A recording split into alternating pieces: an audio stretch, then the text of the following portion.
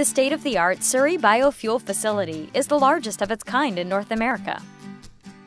Building on key goals in Surrey's Sustainability Charter, our unique approach is a direct result of the vision and leadership of Surrey's Mayor and Council and the committed participation of Surrey's residents.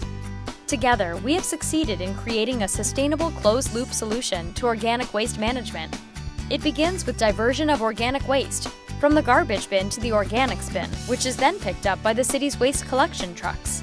At the facility, the organic waste is converted into biogas and compost. The renewable biogas is piped into the natural gas grid and transported to the fueling bay for the city's waste collection trucks. This closes the carbon loop on waste collection in Surrey, creating a zero-carbon footprint. The compost is used locally to grow fruit, vegetables, lawns, and trees, and will eventually return to the facility as organic waste. It's a smart, sustainable solution made possible because everyone plays their part.